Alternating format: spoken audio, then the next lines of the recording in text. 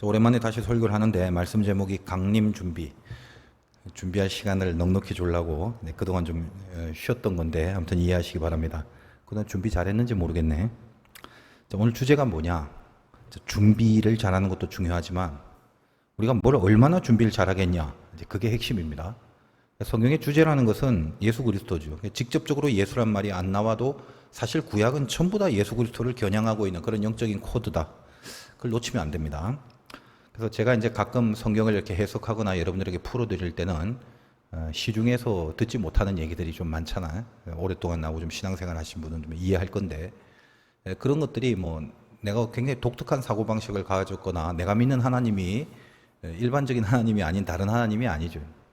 항상 제가 성경을 볼 때는 예수 그리스도라는 그런 중심 코드를 꼭 붙잡고 그것이 성경의 주제이기 때문에 그 렌즈로 보려고 애를 쓰면 하나님이 또 저에게만 주시는 그런 어떤 깊이와 또 정확함 같은 것이 있을 때가 있습니다. 그래서 이제 그걸 전하는 건데 여러분 뭐 출애굽기도 마찬가지 지금까지 그래도 한 20장까지 왔네. 꽤 많이 왔네요. 이 동안에 구약의 이스라엘의 어떤 역사적인 사건이지만 역사적 사건 안에 숨겨져 있는 수많은 에피소드들 그 안에 전부 다 예수 그리스도가 있다는 것을 아마 확인을 하고 이제까지 온 거 아니겠습니까?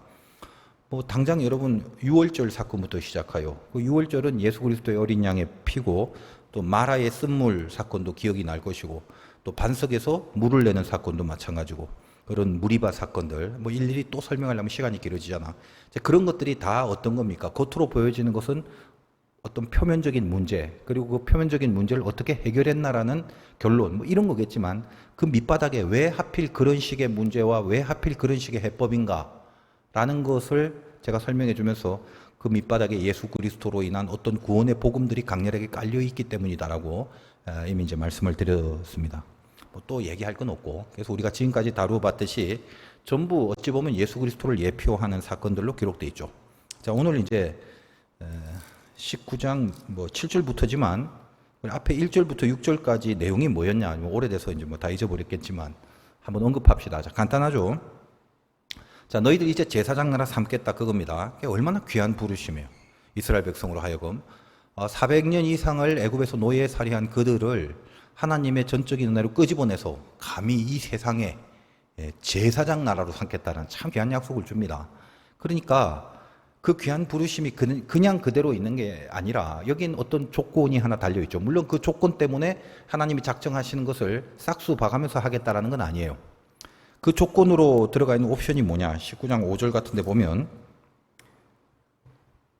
세계가 다 내게 속하였나니 너희가 내 말을 잘 듣고 내 언약을 지키면 너희는 모든 민족 중에 내 소유가 된다. 한마디로 말하면 내 말 잘 들어라. 내 언약을 지켜라. 그러면 된다. 그게 중요한 조건이었다는 거예요. 그렇게 잘하면 제사장 나라로 삼아줄 것이고 그거 못하면 아웃시킬 거야. 그런 기준을 주는 게 아니라 적어도 너희들은 내가 제사장 나라로 불렀지 않냐. 그러니까 불렀기 때문에 너희들은 적어도 이 제사장 나라로 살려고 한다면 이렇게 해야 된다라는 그런 권면이단 말이에요. 여러분 계명이라는 게 애굽에서 주어진 게 아니라고 수없이 말씀드렸지. 그들을 이미 끄집어내 놓고 그 다음에 계명을 줬습니다. 다시 말하여 애굽에서 계명을 줬다면 이 계명 지킴은 홍해 바다를 건너게 해줄 거고 계명 못 지키면 그냥 여기서 그냥 죽어. 이렇게 해버리면 그 계명이라는 것은 그들이 구원을 얻는 것에 대한 하나의 조건, 절대적 조건이 되겠지만 10계명부터 이후에 지금 20장부터 10계명 나오잖아요. 언제 주는 겁니까? 애굽에서 나와서 이미 하나님의 백성을 삼아 놓고 주는 거지. 이거 굉장히 큰 차이가 있는 거예요. 우리로 하여금 하나님께서 어떤 인생을 살고 어떤 순종을 명령할 때는 순종 안 하면 죽여가 중요한 게 아니라 내가 사랑하는 자녀고 너희를 구원하지 않았느냐. 그러니까 너희 정도 수준이면 이렇게는 살아줄 수 없겠니? 이런 거예요. 이렇게 격조가 있는 거지. 못하면 죽여. 이런 저급한 게 아니란 말이에요. 하나님이 우리를 부르시는 것은. 하여간 자, 이렇게 이 하나님의 제사장의 나라를 삼겠다라고 하니까 어때요? 그 하나님의 뜻을 모세가 백성에게 가서 전하지 않습니까? 이제 뭐 한번 점검해 보자. 19장 7절 오늘 이제 7절부터지 보겠습니다. 모세가 내려와서 백성의 장로들을 불러 여호와께서 자기에게 명령하신 그 모든 말씀을 그들 앞에 진술하니. 자, 그런 거예요. 하나님이 너희들 제사장 나라로 삼겠대. 그걸 내가 지금 그 말씀을 들었어. 이제 백성들한테 얘기를 하는 거예요. 하여튼 이제 백성들이 반응이 그걸 듣고 어떻게 좋다고 하겠어? 싫다고 하겠어? 뭐 나쁜 말이어야 싫다고 하지. 너무 좋은 거죠. 좋다고 합니다. 8절. 백성이 일제히 응답하여 이르되 여호와께서 명령하신 대로 우리가 다 행하리이다. 모세가 백성의 말을 여호와께 전하매. 자, 백성들이 오케이 합니다. 동의하니까 모세가 또 다시 가서 하나님 앞에 가서 또 백성들의 뜻을 전합니다. 하나님, 쟤들이요, 하나님 말씀대로 그렇게 하겠대요. 그자 이제 하나님이 그래, 이제 내가 친히 강림하겠다. 그렇게 하는 거예요. 9절부터 11절 볼게요. 여호와께서 모세에게 이르시되 내가 빽빽한 구름 가운데서 너에게 임하면 내가 너와 말하는 것을 백성들이 듣게 하고 또한 너를 영영히 믿게 하려 함이니라. 모세가 백성의 말을 여호와께 아뢰었으므로 여호와께서 모세에게 이르시되 너는 백성에게로 가서 오늘과 내일 그들을 성결하게 하여 그들에게 옷을 빨게 하고 준비하게 하여 셋째 날을 기다리게 하라. 이는 셋째 날에 나 여호와가 온 백성의 목전에서 시내산에 강림할 것입니다. 이제 이런 말이에요. 자, 그래, 오케이. 그럼 어쨌든 백성들이 오케이를 했지만 내가 너 모세한테 이야기한 얘기가 진짠지, 그리고 네가 내 얘기를 전달했을 때 너는 내 얘기를 정말로 들었는지에 대한 어떤 증거나 권위, 이런 거를 내가 세워주기 위해서라도 내가 이제 친히 저들이 오케이 했으니까 강림해 줄게. 그냥 재밌게 말하자면 그런 거요. 강림을 할 테니까 너를 세워주기 위해서 강림을 할 거니까. 근데 이게 내가 그냥 강림만 하면 안 된다. 나 같은 이 완전자는 섣불리 강림할 수 없는 거야. 강림이라는 것은 목전이니까 그들 앞에 지금 떨어진다는 거거든요. 그러니까 너희들이 나를 맞을 준비해라. 그런 거예요. 준비시키는 거예요. 이제껏 모세에게 말한 것은 하나님 내가 친히 말한 사실이고, 그리고 모세가 너희에게 전한 것도 친히 말한 사실이다. 나의 강림을 통해서 너희들이 그것을 믿고 의심하지 말고 분명히 해라. 이제 이런 취지를 깔고 강림을 한다라는 거예요. 성결하게 해라. 이제 내가 내려간다. 그리고 옷도 좀 빨래 좀 해라. 빨래. 응? 깨끗이 빨아 입고. 나중에 알겠지만 옷이라는 건 성경에서 의로운 행실을 말해요. 하여간 좀 재밌게 좀 갑시다. 그리고 이제 셋째 날 동안 그 준비하고 강림할 거다. 준비 잘해라. 그런 말이요. 자, 그럼 대강 여러분이 여기까지 흐름을 보면 뭔가 좀 영적인 시사성이 있다라는 걸 느낄 수가 있죠. 여러분들은 이제 금방 느끼기는 좀 어려워요. 저 같은 정도가 돼야 이제 바로 느껴지. 뭐가 느껴져요, 지금? 여러분은 뭘 느껴요, 지금 이 흐름을 보고? 그 모세가 이리 갔다 저리 갔다 하잖아. 이리 갔다 저리 갔다라는 게 가볍단 말이 아니라 하나님의 뜻을 백성에게 전하고 백성의 반응을 또 하나님께 전하고, 이 짓을 지금 계속 하고 있잖아. 못 느껴? 그런 거? 그러니까 중간 역할을 하고 있는 거죠. 하나님이 그 이스라엘 백성들이 뭘 생각하는지 모르겠어. 내가 그 얘기를 했을 때 이스라엘 백성들이 오케이 할지 동의할 심령일지 거부할 심령일지, 다 중심을 보시는 하나님이 그걸 왜 모르겠냐 이 말이에요. 근데 잘 아시지만 그래도 모세라는 시스템을 사용하고 있다는 걸 알 수 있죠. 왜 그래? 모세가 예수 그리스도의 예표죠. 그러니까 하나님과 인간의 중개자로 세워졌다는 걸 보이는 거예요. 모세가 중요한 게 아니라 앞으로 예수 그리스도도 하나님과 인간 사이의 중개자가 된다. 그 예수 그리스도라는 시스템을 통해서 하나님이 인간과 소통하겠다라는 것을 이 사건 속에서 보여주는 겁니다. 아까 말씀드렸지, 모든 구약은 예수 그리스도를 주인공으로 하여 그분의 구원과 그분의 복음의 어떤 상징을 드러내는 사건으로 점철되어 있다. 그걸 끄집어내는 것이 가장 정확하게 성경을 이해하는 것이다. 그겁니다. 그래서 여러분이 일단 이해를 시키는 거예요. 이 밑바닥에 흐르는 그 해석을. 그래서 바로 그 부분, 인간의 중개자가 반드시 있어야만 되고 그분이 예수 그리스도다라는 거, 그거를 강조하고 분명하게 하기 위하여 모세를 이용해서 지금 이런 역할을 만들고, 또 이 부분에 대한 메시지를 더 강하게 하기 위해서 분위기를 굉장히 살벌하게까지 만드는 거예요. 자, 분위기가 살벌하다는 말이 뭐냐? 12절과 13절 보세요. 너는 백성을 위해서 주의 경계를 정하고, 지금 내가 내려간다 이 말이야. 강림할 거니까 너희는 경계를 정하고 삼가 산에 오르거나 그 경계 바리케이트 쳐놓고 그거 침범하지 마라. 그러니까 내가 지금 여기 떨어질 건데 그 이상 뭔가 가까이 오려고 자꾸 비비지 마라 이거야. 딱 이 경계를 쳐놓고 이 이상 넘어올 수 없다는 거예요. 근데 만약에 산을 침범하면 반드시 죽임을 당한다. 그런 자에게 어떻게 손을 대지 말고 돌로 쳐 죽이거나 화살로 쏘아 죽여야 하리니 짐승이나 사람을 막론하고 살아남지 못하리라 하고 나팔을 길게 불거든 산 앞에 이를 것이니라. 살벌하죠. 자, 난 내려간다. 나팔 찍 불면서 내려갈 거다. 근데 요 바리케이트 쳐놓고 요거 이상 넘어오지 마. 이렇게 하는 것입니다. 넘어오면 야단 정도 치는 게 아니야. 돌과 화살에 죽임을 당하는. 살벌합니다. 이 부분은 이해를 잘해야 돼요. 하나님이 엄청 무서운 분이라는 걸 말하는 게 아닙니다. 경계선 넘지 말라. 넘으면 다 죽는다. 그만큼 하나님은 뭐예요? 인간이 범접할 수 없는 경계선에 있던, 넘을 수 없는, 넘어갈 수 없는 갭이 있는 존재. 그게 인간과 하나님의 사이라는 거예요, 지금. 근데 이게 끝이 아니지. 이 사이를 이대로 내버려 둘 수 없어서 행한 조치. 그게 여기는 모세가 되는 거예요. 이제 뒤에 나오지만. 우리에게 그분은 예수 그리스도가 되는 거죠. 그러니까 이 경계가 넘으면 넘을 수 없다라는 사실이 강하면 강할수록 어떤 게 더 세지냐면 그 중개자가 되는 예수 그리스도의 존재, 그리고 이 모세의 존재가 훨씬 중요하고 세고 강력하고 절대적이 되는 거죠. 그런 기법이다라는 거예요. 하나님이 얼마나 무서운 존재냐라는 게 초점이 아닙니다. 그 정도로 인간과 분명한 구별이 되어 있는 존재인데 그 구별이 되어 있는 존재인 하나님이 그럼에도 친히 강림하신다. 우리가 함께 하려고. 그래서 이제 나중에 결론 부분이지만 그 살벌한 경계선을 넘어서 하나님과 백성들 사이에 뒤에 읽어보면 오고 가는 사람이 나오니 그 부분이 모세죠. 그것이 바로 우리로 따지면 예수 그리스도를 예표하는 거고 도무지 넘어올 수 없는 선을 넘었다. 신약 표현에 의하면 그게 바로 막힌 담을 허셨네. 이렇게 되는 거예요. 그걸 말하려고 무섭고 살벌한 현장을 지금 제안하고 있는 것입니다. 자, 그럼 생각해 보십시오. 그 강림을 준비하려면 옷도 뭐 빨아야 되고, 뭐 산에 막 게시판도 붙였고, 관계자 외 출입 금지, 뭐 그런 거, 그런 편말 다 세우라는 말인데, 그걸 넘으면 바로 죽는 거라고 그랬죠. 돌이나 화살에 맞아서. 그러니까 이런 생각을 한번 해보세요. 하나님이 뭐 그 백성 모르겠어요. 그 백성 수준을. 왜 그렇게 경계를 철저히 하는 거죠? 성결하고 깨끗하기만 하면 하나님 옆에 못 올 이유가 없는데 하나님은 경계를 딱 해놓고 넘어오지 말라. 그 아마 뭔지 몰라도 그 백성의 죄성을 본 거겠지. 아니면 원래 그 타락한 인간이라는 게 성결해봤자 낑낑거리고 옷 빨아봤자 씻어봤자 완전하신 하나님 앞에 흠이 있을 게 뻔하잖아요. 그러니까 그런 상태를 하나님이 모르시겠냐고. 다 알죠. 그러면 내 생각인데 애시당초 용을 쏘도 안 될 저들을 하나님이 잘 아신다면 그냥 애시당초부터 강림하지 말고 저 위에서 그냥 모세한테만 말하고 필요한 거는 모세를 매개로 이렇게 소통하면 되잖아요. 왜 굳이 친히 이렇게 밑으로 강림하시겠다.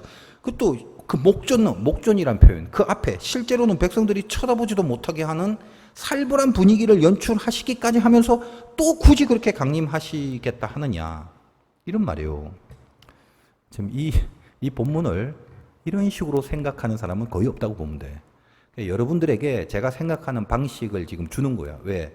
핵심 코드가 예수 그리스도이기 때문에 여러분이 앞으로 성경을 읽더라도 이런 걸 좀 배워야 돼요. 이 주인공인 예수 그리스도의 예표에서 이탈할 필요가 없죠. 이탈하면 이상하게 돼. 목사님 왜 그렇게 생각할 수 있나요? 그건 내 생각이 아니라니까. 성경은 주제가 예수 그리스도니까 가장 중요한 열쇠를 그걸 갖고 바라보면 모든 게 다 복음이 되는 것입니다. 자, 조금 더 이제 살펴본다면 20장으로 가면 드디어 이제 십계명이 나오고, 제가 20장부터 설교는 앞에 거하고 완전히 이제 다르다. 이제부터 막 그냥 막 율법이야, 막 법 팍 나오는데 얼마나 지겹겠어. 그냥 걱정하지 마십시오. 제가 누굽니까? 여러분이 얼마나 지겨워하는 걸 얼마나 잘 알겠어. 그러니까 절대로 아무튼 지겹지 않도록 애를 쓸 테니까.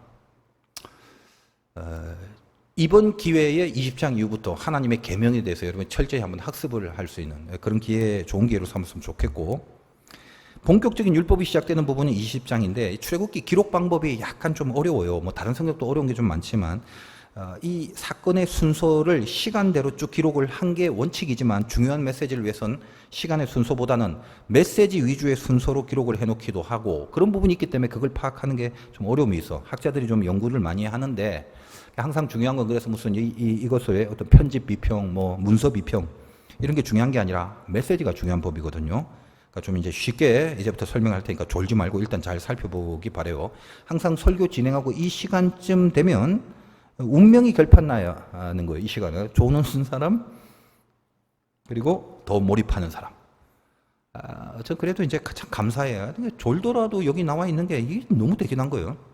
또 뭐 여기 안 나오면 뭐 벌금을 뭐냐, 깜빵을 보내냐. 근데 나오잖아. 참 귀합니다. 그러니까 너무 졸리면 자도 돼. 그러니까 하나님이 사랑하는 자들에게 잠을 준다는데 어차피 잘 거잖아. 그러니까 떨지 말고 쫄지 말고 미안하게 여기지 말고 그냥 편하게 자십시오. 잘 사람은요 아무리 자지 말라고 해도 자게 돼 있어요. 그래서 제가 하는 말이야. 그냥 사도행전에 보면 바울이 설교를 하는데 바울의 설교 듣다가 졸려갖고 창틀에서 떨어져 죽은 유두고라는 청년이 나오는데 참 짠해요. 걔도 청년이야. 분명히 유두고는 청년이라고 적혀져 있다 이 말이지. 여러분 그 중동지방 날씨가 더워요. 더우면 졸립잖아.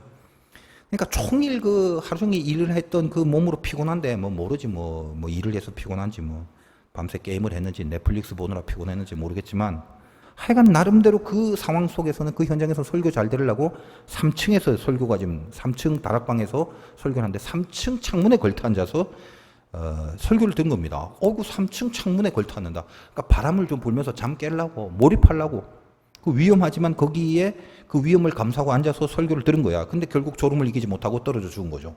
물론 이제 바울이 살려주잖아. 그러니까 성경을 가만히 보면 이게 유두고 잘못만 아닙니다. 그러니까 유두고는 정말 최선을 다한 거죠, 어찌 보면. 근데 거기 본문을 보면 바울이 강론을 밤중까지 계속하며 이게 기록되어 있어요. 설교를 너무 오래 한 게 이게 잘못이. 안 좋을 수가 없어. 그러니까 이 쌍방 책임이 다 있는 거예요. 제가 깨달은 바가 많아. 그래서 이제 오늘부터 정말 짧게 할 건데, 난 예배부터 아무튼 오늘 시작했는데 평소보다 좀 줄었어요. 그래도 많이. 이제 여러분의 머리 큐를 좀 기대하면서 이해의 수준이 어떤지 좀 보겠습니다. 16절 보세요. 19장 16절. 셋째 날 아침에 우레와 번개와 빽빽한 구름이 산 위에 있고 나팔 소리가 매우 크게 들린 진중에 있는 모든 백성이 다 떨더라. 자, 이게 이제 하나님이 강림하는 어떤 그 징조들 그겁니다. 이제 그걸 보니까 백성들이 어떻게 신나 반가워 기뻐가 아니라 떤대요. 그지? 분명히 이렇게 나와 있지. 이거 한번 생각을 해보란 말이에요. 막연하게 그런가 보다 그러지 말고요. 아까 처음에 모세가 하나님의 뜻을 백성들에게 전할 때 전부 다 뭐라고 해서 8절에 그지? 다 응답했잖아. 오케이. 명령대로 다 행합니다. 걱정 마세요. 좋아요. 굿. 막상 근데 강림하는 징조 앞에서는 떨고 있더란 말이지. 이상하지 않아요? 이거 실존적으로 생각을 해봐요. 여러분 그냥 예배 시간에 이렇게 설교 들으면서 여러분 앞에서 제가 여러분 이제 신앙생활 잘할 수 있습니까? 그러면 다 응답할 거잖아. 야, 얘야, 명하신 대로 따르겠나이다. 그럴 거거든. 속이 어땠을 값에 하여간 다 그럴 거다 이 말이에요. 근데 그 말 믿고 이제 하나님이 니들이 그렇게 얘기했구나. 예배 시간에 그렇게 고백했지. 오케이, 이제 한번 확인해 볼게 하고 하나님이 직접 이제 당신의 명령대로 잘 살았는지 확인하러 오면 다들 뭐다? 떨 거다 이 말이다. 그러니까 별로 다른 게 아니지. 우리하고 똑같죠. 왜 떨어? 왜 떨어? 이유는 하나밖에 없죠. 잘하겠다고 했는데 죄를 짓고 있었거든. 그것 때문에 떠는 거지. 간단한 거 아닙니까? 그러니까 강림 준비를 하긴 했을 것 같은데 성결하게 하고 여기 보니까 옷도 빨아야 되고 또 이 성관계, 이성관계도 안 해야 되고 그랬다는 거거든. 그걸 봅시다. 14절과 15절. 자, 강림 준비를 어떻게 해야 돼? 모세가 산에서 내려와 백성에게 이르되 백성을 성결하게 하니 그들이 자기 옷을 빨더라. 모세가 백성에게 이르되 준비하여 셋째 날을 기다리고 여인을 가까이 하지 말라 하니라. 그리고 나서 이제 요런 성결의 준비들을 하고 그 다음에 강림을 하는 거예요. 근데 그 강림 앞에 떨더라는 거지. 자, 여기는 세 가지가 나와. 성결하게 해라, 옷도 좀 잘 빨아라, 이성관계도 하지 마라. 적어도 이 간단한 세 가지 중에라도 뭔가 이걸 다 잘했으면 떨고 있겠어? 내가 볼 땐 그래요. 흠집이 난 거예요. 이렇게 준비하라고 하는 이 준비조차도 뭔가 지금 온전하지 못했다는 거죠. 안 봐도 비디오야. 그러니까 전체적으로 보면 실제로 하나님은 백성들을 만난답시고 강림한다고 하셨지만 현실을 보면 백성들이 실제로 하나님을 직접 만날 만한 조건이 안 돼. 그러니까 뭔가 임재를 눈앞에서 보면서 대화를 하거나 실제로 목전에 내려온다고 했지만 목전에서 하나님과 만나서 소통을 하거나 이러지 못했다라는 것을 19장 20장을 보면 알 수 있습니다. 끼키야 누구를 썼나? 모세를 쓸 수밖에 없는 상황으로 갈 수밖에 없었다. 다음 시간에 연결될 내용이지만 이거 좀 분석을 해보자. 여러분 이제 IQ를 잘 제가 한번 파악을 좀 해볼 필요가 있어. 아까 16절의 모습 읽었지 방금. 임재할 때, 강림할 때 우레 번개 빽빽한 구름이 산 위에 있고 이런 거. 자, 20장 18절 보세요. 다음번이나 다다음번이나 언제 할지 모르겠지만 18절에 보니까 무배성이 우레와 번개와 나팔 소리와 산의 연기를 본지라 그들이 볼 때 떨며 멀리 서서 같나 다르나 보고 있어요. 19장 16절과 20장 18절은 동일한 내용이죠. 같은 모습을 동일하게 기록한 건데 왜 그러냐? 메시지 때문에 그래요. 자, 20장은 십계명을 받고 나서 보여지는 모습으로 나오죠. 그러면 20장 1절에서 17절까지가 십계명이니까 뭐 정확한 건 모르지만 이렇게 심층적으로, 심증적으로 이렇게 유추해 볼 수 있는 내용이 뭐냐? 아까 19장 16절과 20장 18절이 같은 내용이기 때문에 그렇다면 20장 18절 앞에 십계명이 있으니까 19장 16절 앞에도 사실상의 십계명의 내용이 빠져 있다라고 보면 같은 게 되는 것입니다. 왜 빠뜨렸는데? 그냥 사건의 순서가 아니라 메시지의 순서대로 적으려고 하다 보니까 그렇게 지금 된 거죠. 이게 지금 뭘 의미하냐면, 이렇게 보는 사람도 거의 없어요. 근데 여러분 한번 보십시오. 핵심이 뭐냐? 하나님이 강림하기 전에 백성들이 지들 입으로 명령 다 지키겠다고 그랬잖아. 여러분도 이제 각광받아 뭐 은혜 받았고 뭐 주님 뜻대로 살겠노라고 하고 죄 안 짓겠다라고 그러고 뭐 그런 식으로 이제 고백을 하고 결단할 때가 있잖아요. 뭐 인생에 뭐 한두 번은 있겠지. 싸그리 없진 않을 거 아니야. 이 정도 주일 젊은 예배 나올 정도 되면. 근데 우리가 적어도 제사장 나라가 된다는데 큰 뭐 말씀 지키는 거 뭐 어렵겠냐고 다 지키겠다고 호언장담을 했는데 막상 지켜야 하는 법들을 받고 보니까 예를 들면 십계명 같은 걸 보니까 쭉 봤더니 이게 전신에 저질러 버린 죄성들이네. 자기가 아까 단지 성결해라, 옷 빨아라, 이성관계 갖지 마라라는 것뿐만 아니라 이 계명들이 가만히 보니까 십계명을 지킨 게 없는 거야. 성결하지도 못했고 옷을 빨지도 못했고, 그러니까 진짜 빨래는 안 했다는 게 아니라 행실이 의롭지 않았고 하나님이 기대하는 행실이 있는데 그걸 하지 않았고 여인을 가까이 하지 말랬는데 뭐 얼마나 지켰겠어. 뒷구녕에서 다 만나고 다녔다 이 말이에요. 그냥 제가 조금 비약을 해서 유추를 해보자면 지금 흐름이 그렇잖아. 왜 떨어? 오케이 해놓고 이유가 있어. 캥기니까. 앞에 있는 율법들이 어렵다 이거죠. 여러분들처럼 이렇게 젊은 시절에는 특히 여인을 가까이 하는 거 요거 아주 이기기 힘든 죄성이죠. 부적절한 성관계, 그런 성적 죄악들이 여러분들 많이 이제 무너뜨리게 하는 거거든. 그러니까 여러분이 경계를 지키라는 말은 하나님의 영역을 넘어서지 말라는 거잖아요. 하나님이 선이다. 그럼 그것만이 선이다 이 말이에요. 근데 우리는 우리 생각에 우리의 정당성을 자꾸 부여하고 살거든. 그래서 지 맘대로 하고 싶은 대로 산다 이 말이에요. 내 맘대로 한 것이 틀렸다고 가슴을 쳐야 되는데 가슴을 치기 싫기 때문에 내 맘대로 해놓고 이것도 맞다라고 우긴다 이 말이에요. 그 우길 때는 머리가 굉장히 좋아져. 평소에 공부도 하나도 못한 애들이 죄질라는 데 대해서 합리성을 발휘할 때는 내가 볼 때 정말 천재적이에요, 전부 다. 어떻게 이렇게 교묘하고 약속 바르고 그렇게 딱딱 떨어지고 논리적인지 모르겠어요. 교회를 다니는 거는요, 지 맘대로 살려고 다니는 게 아니에요. 우리는 죄와 싸우려고 하는 건데 요즘 교인들은 이제 싸움이 없고 젊은이들도 마찬가지예요. 무슨 영적 싸움이 없어요, 영적 전투가. 그냥 교회를 다니고 있는 거 그것뿐이지. 삶에 대해서 이렇게 죄를 대적하고 죄를 짓고 나면 막 가슴이 너무 아프고 몸둘 바를 모르겠고 두렵고 그런 게 없어지는 거예요. 지금 여러분 이 안에서도 여기 성결하지 못한 죄, 뭐 이상한 이성만 나오고 저지른 죄, 행실 좋지 않은 죄들 있잖아. 그럼 가슴을 쳐야지. 눈물 흘리고. 그냥 교회를 다니네 그냥. 그 성경을 보고 찔림이 있으라 이 말이에요. 찔림이. 젊은 예배는 내가 굉장히 정직하고 노골적으로 얘기하는 게 여러분의 영혼을 위한 거라는 것만 명심하세요. 그러니까 강림이 뭐야? 목전에 존재한다. 11절에 아까 목전이라고 그랬잖아. 그러면 여러분들이 하나님이 여러분의 목전에 지금 내 눈앞에 있는데 그런 행실, 그런 짓, 그런 생각, 그런 습관, 그런 마음 그걸 그대로 지금 그 앞에서 할 수 있겠냐고. 근데 한 해 그거를 뭐예요? 하나님의 임재를 안 믿는 거지. 그리고 임재를 거부하는 거지. 하나님이 나와 함께 하고 있다는 걸 말로만 떠들고 바란다고 하지 실제로 깊은 곳에서는 그러기 싫은 거지.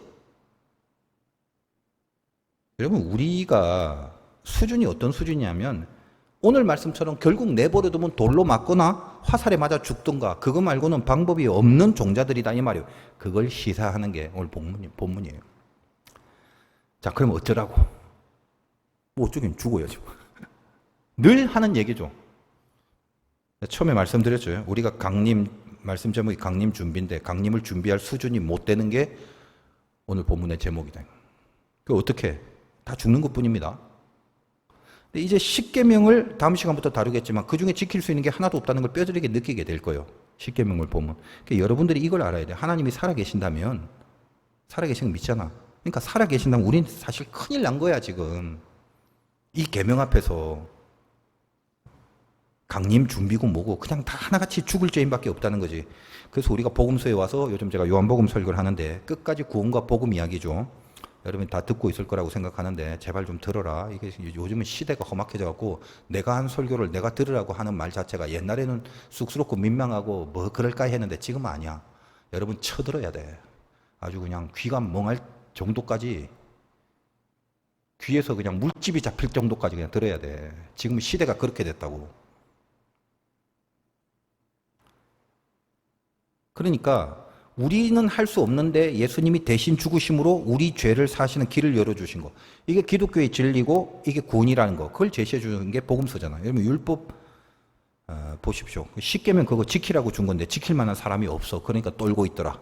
그거예요. 그나마 떨고 있는 사람 정도라도 가능성이 있지. 안 떨어 얘네들. 요즘 떨기는커녕 아랑곳도 안 하고 또 지가 하고 싶은 건 마음대로 하고 살거든. 그리고 교회는 가끔씩 와주고. 미치겠다 미치겠어. 18절부터 21절 보십시오. 시내 산에 연기가 자욱하니 여호와께서 불 가운데 거기 강림한 그 연기가 온기가마 연기같이 떠오르고 온 산이 크게 진동하며 나팔 소리가 커질 때 모세가 말한즉 하나님이 음성으로 대답하시 여호와께서 시내 산꼭대기에 강림하시고 모세를 그리로 부르시니 모세가 올라가며 자, 뭐 많은 얘기들인데 한마디로 이겁니다. 그래서 뭐요? 이렇게 안 되고 저렇게 안 돼서 결국 하나님이 모세만 불렀다는 거예요. 그 이후에 이제 19절부터 25절 안 읽을 건데 보면 무슨 내용입니까? 제사장들조차도 니들 성결하게 있어라. 그렇게 얘기를 하는 거예요. 니들이 아무리 제사장이라도 너희들도 예외 없어. 성결하게 있어. 그리고 하나님은 모세와 아론만을 올라오라고 합니다. 안 만나 주시겠다는 게 아니라 모세를 통해서만 만나 주시겠다는 거예요. 아까 얘기했죠. 왜? 그 격과 이 갭에 이 커다란 골, 넘사벽이에요. 이거는. 우리가 하나님 앞에 죄를 저지르고 어쩔 수 없이 떨 수밖에 없는 그 입장에선 우리와 하나님 사이의 갭, 이게 대강 어떻게 뭐 회의하고 상담하고 의논하고 만나게 되는 게 아니라 이 말이에요. 그걸 우리가 어떻게 알아요? 여러분 스스로를 보면 되잖아. 여러분 스스로한테 가능성이 없다는 걸 인생에 있어서 얼마나 많이 느끼고 살았냐고. 그 가능성이 없다는 것조차도 느끼지 않고 살았다면 진짜 염치 없는 불신앙자지. 여러분의 고민이 이게 돼야 돼요. 잘하고 싶어 죽겠는데 잘 못해서 죽겠는 거야. 이 진심이 여러분 안에 있는 자가 신앙이라고. 완벽하고 온전하게 하는 게 아니야. 잘하고 싶은 진심이 있는 거예요. 근데 못하기 때문에 아픈 거야. 이 아픔이 있냐 이 말이죠. 그나마 떨고 있는 사람이라면 가능성이 있다는 말이 거기서 나온 거예요.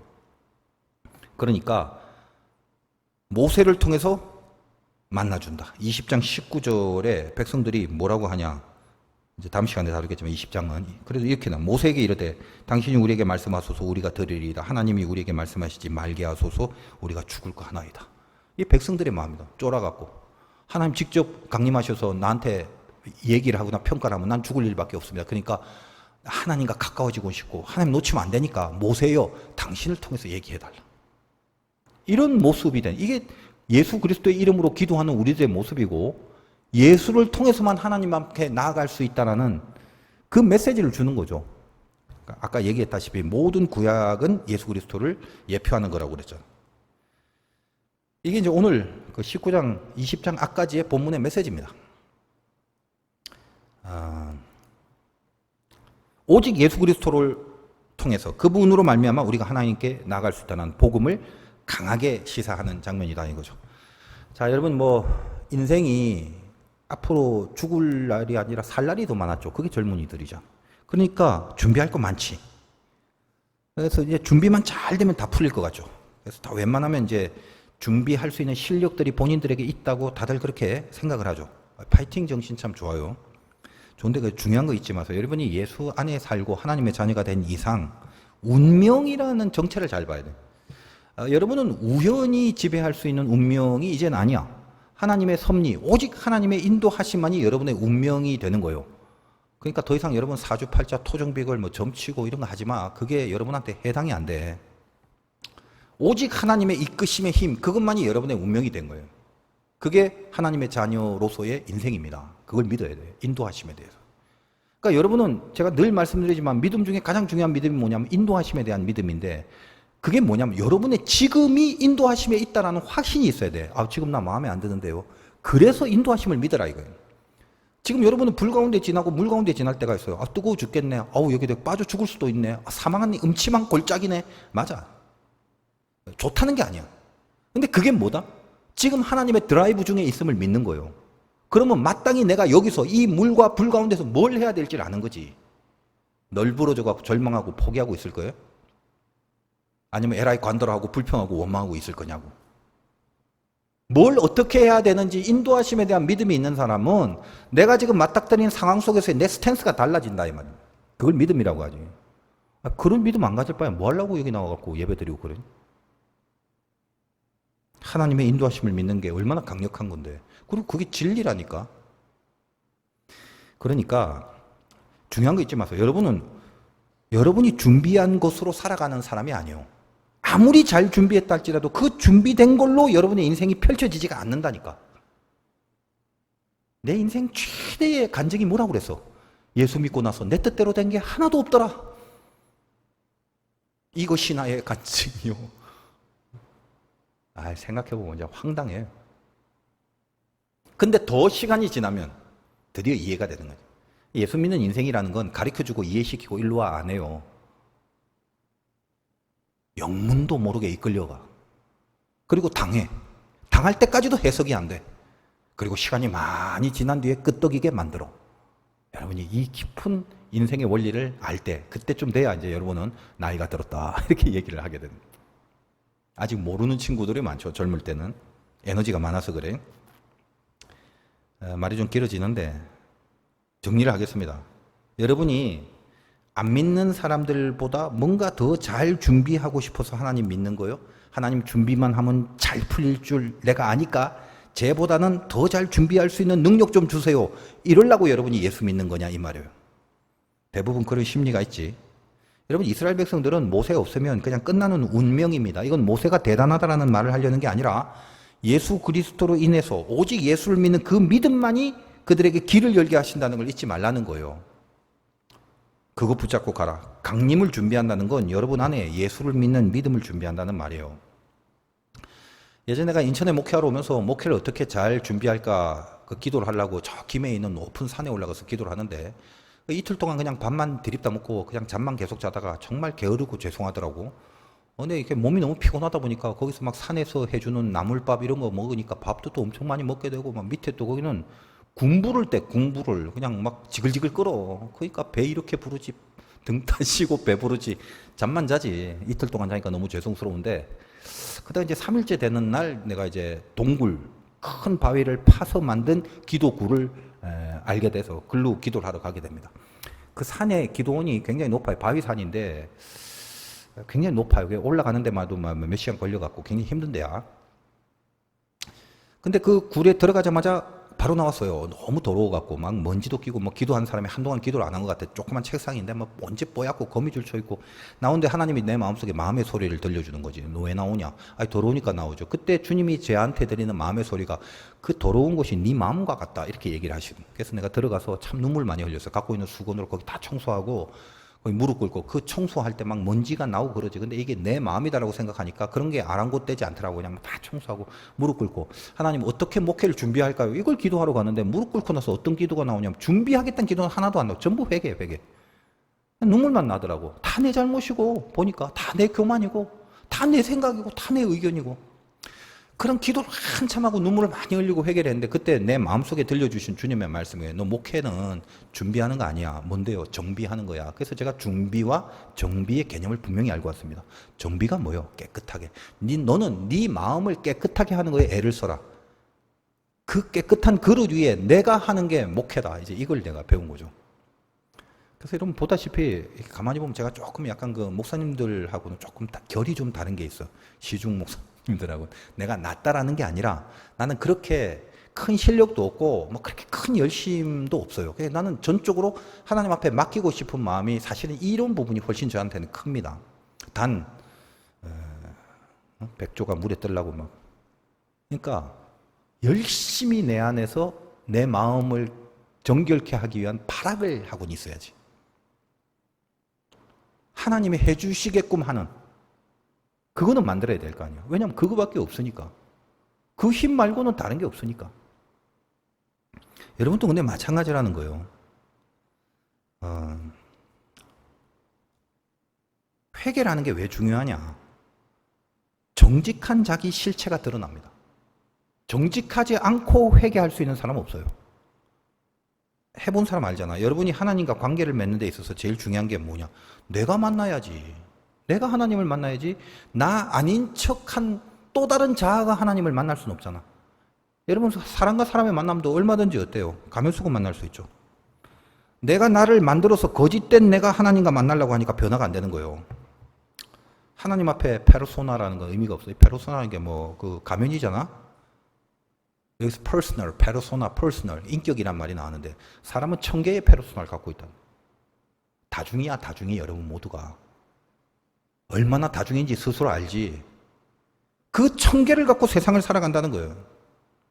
그 남이 아니라 본인이라고. 이 페르소나의 최고봉에 서 있는 사람이 누구냐? 목사 같은 성직자야. 그렇지. 성스럽게 보여야 될 거 아니야. 정결하게 보이고.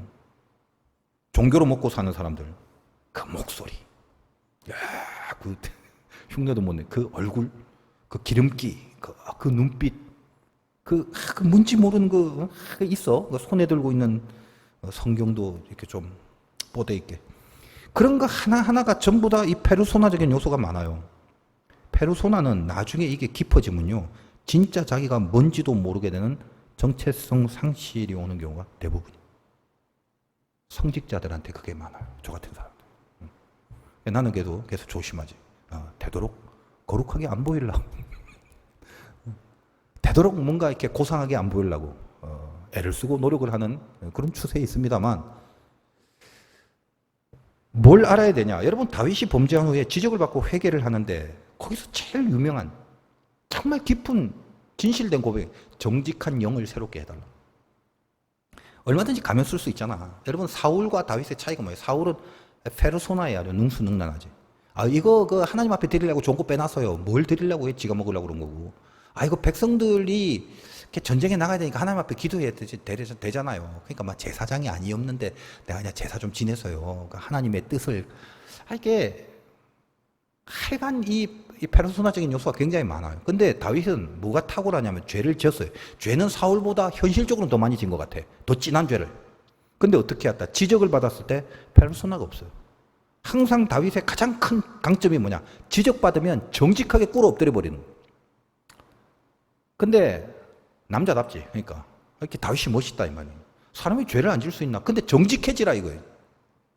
여러분 시중에도 보면요. 잘못한 사람보다 잘못 인정하지 않는 사람들이 상당히 더 쫀쫀한 게 많은 겁니다. 그 사람이 이렇게 수준이 안 되면 자기 잘못을 인정을 안 해요. 여러분 캄보디아 가면요. 캄보디아 애들은 전통적으로 그런 게 있어요. 잘못했습니다 말을 안 해요. 왜? 그 자존심이가 아니라 참 슬픈 이야기예요. 킬링 필드라고 알지? 상당히 많은 사람들이 죽었는데 그때는 뭐 안경 끼고 있어도 죽였대. 공부하는 사람이라고. 그러니까 식자들을 다 죽여야 되는데 그때는 불러갖고 신문을 하는데 어떻게 막 신문하다가 잘못했어 그럼 죽여버린대. 그러니까 그 트라우마가 있어요. 그러니까 어디 가서 지가 진짜 잘못했는데도 절대 잘못했다는 말을 안 한대. 그게 뭐야? 자존감이 엄청 낮은 거죠. 낮은 거지. 그러니까 여러분 주변에도 보면요. 끝까지 잘못 안 했다고 하는 사람들은 그 페르소나가 굉장히 두꺼워요. 참 불쌍한 사람들, 그런 사람들. 근데 다윗이 왜 멋있어? 딱 지적받자마자 정직한 영을 새롭게 해달라. 하나님, 내가 정직한 내 자아, 범죄한 이 모습 그대로 하나님 만나겠습니다. 여러분 그런 부분을 다시 한번 묵상하려면 시편 51편 같은 걸 집에서 한번 읽어보십시오. 참 기가 막힌 기품의 시 아닙니까? 자, 시편 51편에 그 위에 가로 열고 다윗이 밧세바와 동침한 후 선지자 나단이 그에게 왔을 때 다윗이 밧세바라는 것은 자기 충성스러운 신하의 아내인데 이 말도 안 되는 짓을 범한 거 아니야. 정말 말도 안 되는 죄를. 근데 다윗이 왕이기 때문에 왕의 입장에서 얼마든지 페르소나를 쓸 수 있죠. 뭐 어려워. 근데 뭐 어떻게 합니까? 나단이 지적받았을 때 내가 죄악 중에 출생하였으며 어머니가 죄 중에서 나를 잉태하였다. 이런 표현을 씁니다. 가만히 봐도 내가 죄 덩어리네. 난 이제까지 신앙 좋고 믿음 좋은 줄 알았는데 가만히 보니까 나는 쓰레기네, 쓰레기. 아예 태어날 때부터 죄네. 이걸 정직하게 고백하는 거예요. 나도 내가 스스로 드러내기 싫은 치부를 하나님 앞에 갖고 나오는 거죠. 이걸 회개라고 그런다 이 말이야. 여러분 각자에게도 그런 게 있죠. 나도 내가 인정하기 싫은 더러운 치부들이 있다고. 근데 그걸 끝까지 바리케이드를 쳐서 갖고는 하나님을 만날 수가 없다니까. 백날 천날 설교를 들으면 뭐하냐. 10년 20년 교회를 다니면 뭐해. 정직한 내가 하나님과 만나서 그 십자가 앞에서 내가 무너지지 않으면 그 십자가의 보혈이 내 죄악 속에서 흘러내려서 정직한 내가 하나님 앞에 새롭게 되지 않으면 여러분의 신앙생활은 다 헛되기래요. 그러니까 어떻게 표현을 합니까? 하나님이여 내 속에 정한 마음을 창조하시고 내 안에 정직한 영을 새롭게 하소서. 이 깊이까지 내려가니까 드디어 이 구약시대에 이 엄청난 얘기를 할 수 있는 거야. 나를 주 앞에서 쫓아내지 마시고 주의 성령을 거두지 마옵소서. 주께서 제사를 기뻐하지 아니하시나이다. 그렇지 않으면 내가 드렸을 것이라. 주는 번제를 기뻐하지 아니하시나이다. 하나님께서 구하시는 제사는 상한 심령이라. 하나님이여 상하고 통회하는 마음을 주께서 멸시하지 아니하시리다. 이런 말들은 우리가 익숙히 들어서 그런갑다죠. 옛날 구약시대에 제사를 지내지 않고 번제를 기뻐하지 않는다는 이 혁명과 같은 말을 할 수 있다는 게 이게 놀라운 거예요. 그때 구약시대는 제사 이꼴 신앙이야. 근데 다윗이 뭘 안 거죠? 정작 정직한 영이 돼서 하나님을 만나 보니까 하나님 앞에 제일 중요한 것은 내 자신이 상한 심령이 되고 상한 마음이 돼서 내 자신이 제사로 드려지는 거지, 이런 보여지는 번지르르 한 이런 제사, 이런 번제, 이런 게 아니더라는 걸 깨닫게 된 거죠. 그리고 이제 시간이 없어서 안 하겠지만 나중에 이제 이 깊은 영감으로 시편 40편쯤에 가면 구약 시대인데도 예수 그리스도를 영적으로 예언하는 그 기록과 고백을 시편 40편에 써내려갑니다. 시간이 있어서 그건 생략할 테니까 여러분 한번 읽어보세요. 야, 다윗이 그때는 예수도 없었는데 어떻게 깊은 곳에 들어가서 그때 두루마기를 향하여, 두루마기에 쓰여져 있는 나를 향한 말씀이 있나이다. 예수에 대한 이야기거든. 하여간 뭐 그건 좀 생략합시다. 여러분 오늘 이 말씀 가운데 여러분도 좀 이런 생각을 해봤으면 좋겠어요. 여러분 준비가 중요하긴 중요하지만 그 모든 준비는 사실 정비가 되어 있지 않으면 다 의미가 없는 것입니다. 여러분 하나님 믿는 사람이죠. 그러니까 내가 하나님과 정직하게 만나는 그 만남부터 요시땅 하는 거야. 그때부터 하나님과 동행하는 거죠. 근데 여러분 안에 쓴 것들이 있잖아. 내 스스로도 생각하기도 싫은 쓴 것들. 상처도 있고 어떤 사건도 있을 것이고 못마땅한 것도 있을 것이고 무엇보다도 내 안에 성결치 못하는 더러운 것들이 있단 말이에요. 옆 사람이 알면 큰일 날 것들. 그래서 내가 내 자신마저도 함부로 하나님 앞이라도 내세울 수 없는 것들이 있단 말이에요. 그거를 오늘 주님이 뭐라고 하십니까? 모세를 예표로 하여 안다. 하나님이 그것 때문에 너희를 못 만날 정도로 그렇게 더럽고 그렇게 성결하지 못한 죄 덩어리라는 건 안다. 그러나 그것 때문에 모세가, 드디어 예수가 너의 그 모든 치부와 죄악을 내가 씻어주려고 이 땅에 왔다. 나한테 와라. 수고하고 무거운 너의 그 심리적 짐과 영적 짐 좋다. 그 상처 괜찮아. 나는 다 받아줘. 나는 너를 치유해 줄게. 내가 내 피를, 내 죽음을 통해서 네 그 부분을 씻어주고 위로해 주고 만져주고 고쳐줄게. 정직하게 와. 걱정하지 마. 나는 너를 위하여 죽을 수 있는 사람이야. 이게 우리 주님이라는 거예요. 여러분이 그분 앞에 회개할 수 있는 시간이 있었으면 좋겠어요. 나도 내 스스로조차 드러내기 싫은 그런 부분들을 씻어주겠다고 말씀하신 그 주님 앞에 나를 깨끗하게, 정결하게, 그 주님 앞에 정직하게 내 죄를 고하고 다시는 그쪽으로 가지 않겠다라는 결단이 있고 난 뒤에는 여러분이 어떤 준비를 하고 어떤 계획을 세우든지 간에 그 다음부터 이끌어 가시는 것은 하나님의 손길이라는 거예요. 그러나 그 정비가 되지 않은 상태에서는 용을 써봤자 여러분 각자의 의지와 생각과 계획들이 반영된 빗나간 죄성 속에서 우러나오고 발현된 내용들 뿐엔 없다는 것입니다. 그건 하나님의 길이 아니에요. 명심하시고 여러분이 예수 믿는 본질을 잘 기억하시기 바라요. 강림 준비는 그렇게 하는 겁니다. 기도하겠습니다.